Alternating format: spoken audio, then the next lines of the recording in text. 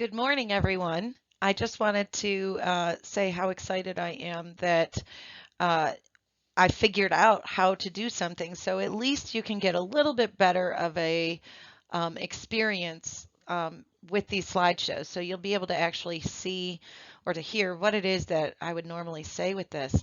Um, as you know, we are still working on our creative expression unit. We are on lesson 10. Uh, where we're going to be talking about short story point of view and perspective.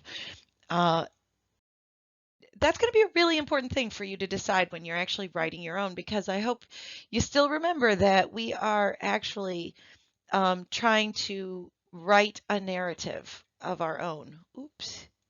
Where we're trying to write a narrative, because that's the most important thing for us to do in the end, is that we are in fact trying to write a narrative and how to use other people's writing to help us be better at writing ourselves. Um, we are hoping here to be writing an imagined experience. We've written real experiences before, but we're going to be imagining something. Now, it can be based on something that happened in real life, and how much is real and how much isn't is 100% up to you. We're going to be trying to use some effective techniques, and that's what we're looking at all of these different stories for. You hopefully have already chosen some details as to what's going to happen in your story and where you're going with things. And of course, the well-structured event sequences. Now, you should have already kind of come up between your details and your event sequences. You should have hopefully come up with most of that when you were figuring out your conflict, and then when you were also figuring out um, which type of story structure or plot structure you were going to have. Because ultimately we want to be clear and coherent. We are going to try to do that. We are going to develop and organize, and we're going to choose a style. Now, we haven't quite gotten to the style, but we're starting to get there. But we are definitely thinking about what our purpose is and who our audience is.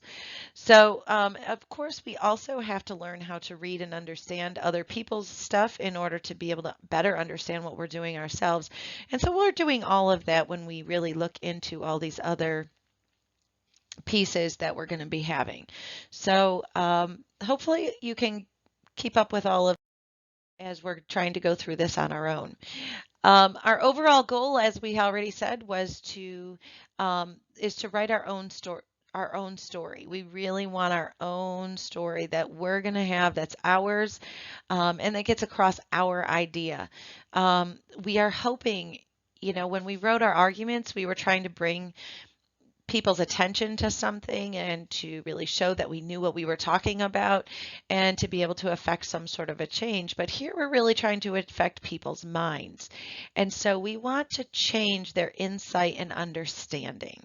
And that's really what you're trying to do, is to give them insight or understanding, and it helps them feel the situation. And we know that most people are kind of run by their feelings. So this way, you get to actually change people's minds or make them think about something that they maybe didn't think about before. And you are not bound by reality. So you can change the situation in order to explain yourself in whichever way you want. Of course, it has to be 5 pages, and it's going to be double spaced, and we have to have that clear central idea or theme. Now, that being said, you've already chosen a central idea or theme for your story. And I realize, though, that the world has really changed from when we started this unit till now. So if you feel the need to change anything, you are certainly welcome to do that. But that's something that you have to decide for yourself. Um, and and you can think about with what you want to do. But you will have to thoughtfully craft the whole thing using the lessons from the unit. So today we're going to be talking about short story and perspective. So you're going to be thinking about how you're going to craft that perspective and that short story, or that point of view, appropriately. You can use any of these three. You can use a spoken word poetry for it, or you can use a short story to get your idea across, or you can have a one-act play. All of those are completely acceptable. But in all cases, you're going to still be coming up with some ideas on your own. Now, I want to talk about the difference, the basic difference between the different points of view. And point of view and perspective are different. So we're going to talk about that just a little bit. But the first one is first person point of view. And I know you've learned this before. I don't think this is the first time you've heard about this. But I want you to think about the purpose behind each one of these instead of just what it is. So you know that first person point of view is when the narrator is the person in the story. They're usually the lead character. Sometimes they're not. Sometimes they're a friend of the lead character and they're kind of telling the story of their friend. But most of the time, the first person point of view is the main character. The cool thing about first person point of view is that you really do get the person telling a story the way that we tell stories. When you tell the story of what happened to you this morning when you were not getting on the bus, I guess, but when you were doing whatever, you usually tell it in this first person perspective. You use the words I and we. Now, there's a couple of different types of first person narrators. There's the reliable and the unreliable narrator. And the reliable first person narrator is a person that you can trust. They're telling you things, they tell them just exactly the way that you would expect it to be told, right? So they're telling you, I did this, I went here, I did that, and they're not lying to you. They're just telling you how it is. And that's the most common of the first person narrators. Um, There's also the unreliable narrator, and the unreliable narrator is a narrator who is usually, well, there's one of two things. They're either trying to lie to you purposefully, and you as a reader have to see through the lie, or they are not reliable themselves. They don't really totally understand the situation that they're living in or the way that other people are treating them or something along those lines. And so that's a really important perspective. Um, you're going to see, like, if you choose later, we're going to have one of the stories available is a first person perspective from with an unreliable narrator, and that would be the short story The Yellow Wallpaper. So if you read The Yellow Wallpaper, you're going to realize that this person really doesn't have a real solid understanding of where they're at. Second person is not used often, and I really don't recommend it for your story. It is when you're trying to tell someone, you do this, you did that, you went here, you went there. Um, it's it's rarely used in literature. It's sometimes used in directions, like telling someone how to do something, and it's fairly effective for that purpose. But otherwise, it usually tends to be a little bit jarring when you read it because the person is saying you went to this place, and you're in your head, you're kind of thinking, no, no, I didn't. So it's not really very good for this, but it does have its place. And finally, the third person. Third person has a lot of different options. Third person is when it is a perspective that is looking down and telling the story of someone else. And there are three basic types. One is the omniscient, and this one is usually when you're trying to focus on what the situation is. When you want the situation or you want the scene to be important. So you want to be able to tell who's telling what thing from that perspective. So if you wanted to know all of the points of what happened in the bank robbery, it might be really important to you for you to say from a person behind, from a teller's point of view, and then you want to tell and then you want to hear what's going on in the head of the police dog, and you want to hear the perspective of a person who is just in the bank trying to do a normal transaction, and then you want to hear from the robber's point of view. If you want to do that, then this third person omniscient point of view is usually the best choice. And it really focuses more on what's happening in that scene and on plot than it is on character, because it doesn't tend to develop characters in the same way that, say, the first person does. There's also the limited. Now, the limited is it's very similar to first person in the fact that you only see things from one person's point of view, but the narrator doesn't pretend to be that character. They are just telling the story of that one character, but they know what's going on with that one character and only that one character. Um, and then the other one is the objective. And the objective, you'll see where um, you don't see everybody all the time, but you can see someone's point of view here. And it generally tends to be that you don't tell what's on people's minds. Okay, this is like if I wanted to say what happened at that same bank robbery, but I don't get to know what's going through anybody's head. I get to tell you, this is what this person said, this is what this person said, this is what this person said. And it's almost like it puts on the reader to figure out why anybody's doing what they're doing or what's going through their minds. So that's the basic difference. I also, if you'll notice, I put over here, there is this video, and you are more than welcome to watch it. It's about 10 minutes, but it says a lot of the same things that I just did. So that's something for you, and you certainly can watch that. All right, hopefully you liked that video. I know that it's not necessarily the most exciting one in the whole world, but now I did like one thing, and that's that it started to go into perspective. And I think perspective is really important also. Just like point of view in deciding how many people you're going to see their point of view and and whether or not we're going to get to see how lots of different people are seeing things, you also have to decide on perspective. And that's who is basically telling the story. And what is their background information? What has happened to them that makes them see this story in this way? So if we were going to look here at this particular silly little cartoon, we can see that there's two very different perspectives here. They're both super excited to see each other. I'm not sure that either one of them is going to help each other, but for this guy who's been stranded on the boat, for who knows how long, he is so excited to see any kind of land. And of course, this guy's been stranded on his island, so he's just happy to see another human. So that's something else that is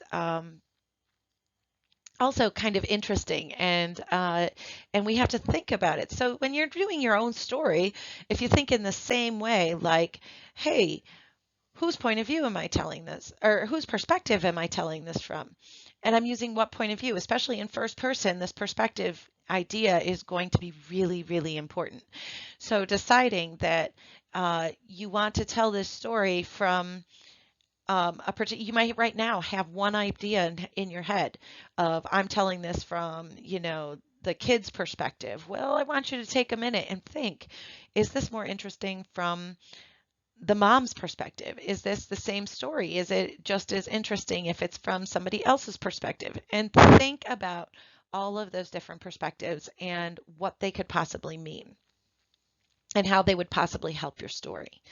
So those are all some things for you to really take into consideration. Now, the next part I want you to do is going to be your playlist. And of course, you're choosing one of these three. And these three are all some really, really good short stories. And of course, you are always welcome to do these, to do more than one if you would like. And if you do the more than one, then you will get a little bit of extra credit.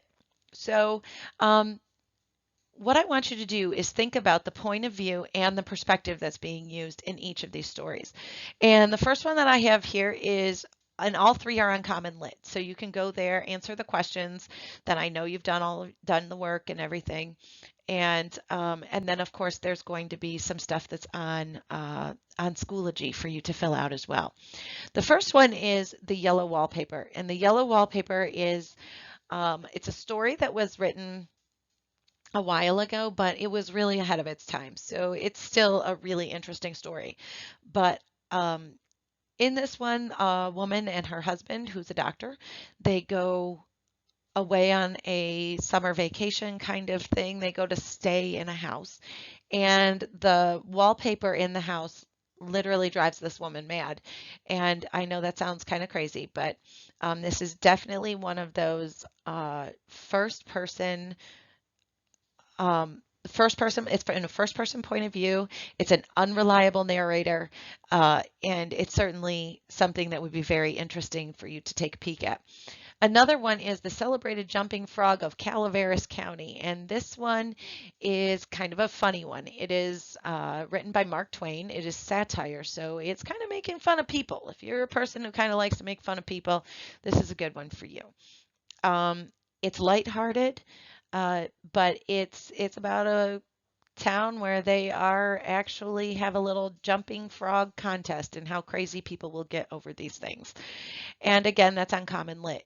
And a third one on Common Lit also is An Occurrence at Owl Creek Bridge. And this one is a historical piece. So if you're into sort of historical pieces, this would be a really good one for you. And it's about a guy who has well, he's committed treason, and so you can imagine what's going to happen. And but it's a really interesting piece. So it's interesting for you to take a look at and see what you think.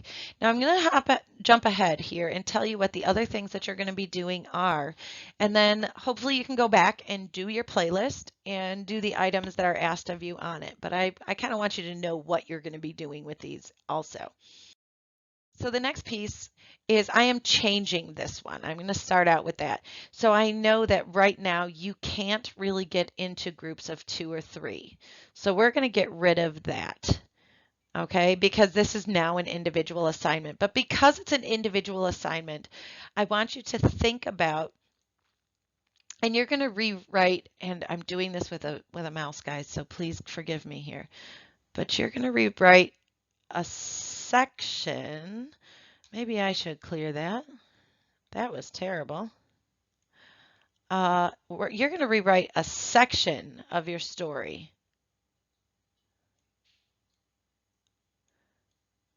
You're going to rewrite a section of your story from either another point of view or another perspective. So if you are rewriting your story and taking one little part, so that doesn't mean necessarily a paragraph, but you can think about there's sort of what they call beats in a story, and you can say, well, there's this whole time that happens from here to here from this one section of the story, and I'm going to take the part where we introduce the story, or I'm going to take that. If you think about the way that the way that our charts looked, our plot structure charts, like taking one of those sections and saying, I'm going to take one of those sections and I'm going to rewrite it. So I'm going to rewrite the beginning of the story, or I'm going to rewrite the climax of the story, or I'm going to rewrite the ending of the story. But I'm going to rewrite those, not changing the story, but I'm going to rewrite it from another point of view or another perspective. And because we can't really share in the traditional way, which is what we were originally going to do, since we can't really share it in that traditional way, what we're going to do is we're going to put them up on Schoology. So as long as you are doing them this way, you'll see that it's a discussion. And when we put the discussion up, I just want you to write it in the discussion space, and that will make it so that other people will be able to see it. For those of you who are stuck doing this on paper, which I know happens, then you're just going to have to give this to me at the end. And if you can find a way to access things, I would love it if you did, because then we can all sort of keep track of each other and not have to just give you credit for all of this when you return. And finally, the last thing that you're going to be doing with this is that you're going to see, you're going to have to decide which point of view and perspective is going to work best for your story. So it's that thinking about how do I put this onto my story and what would be the best way to do it. And you have to think about, again, your central idea. Which thing is going to make that central idea obvious? I want people to get my message. That doesn't mean I'm going to come out and say it. You're never going to actually tell them the message, but you're hoping they'll be able to put together the story to understand what it was that you wanted them to understand. And in order to do that, you also have to think about the moments. What are the most important moments? Is there a time when there's a big fight that breaks out, or when there's a time when the person could have changed what happened and the ultimate result wouldn't have been the ultimate result? And so all of those are important moments to highlight. And when you think about that, you have to think about, well, who are those moments important to? And that's the person that you should be writing, or and that should help to guide you in this process of figuring out which point of view. This will also be asking you to answer these questions that are here in this application section. Those are going to be what I'm going to ask you to answer and tell me why you're doing all of the things you did. And that will also be in Schoology, but that will be up as an assignment so that, not everybody has to see what it is that you're doing. So I really hope that all of this helps, and I hope that all of you are doing well and feeling well and surviving this whole thing. And, I can't wait to see everybody's smiling faces in person. So stay well. We'll talk to you later.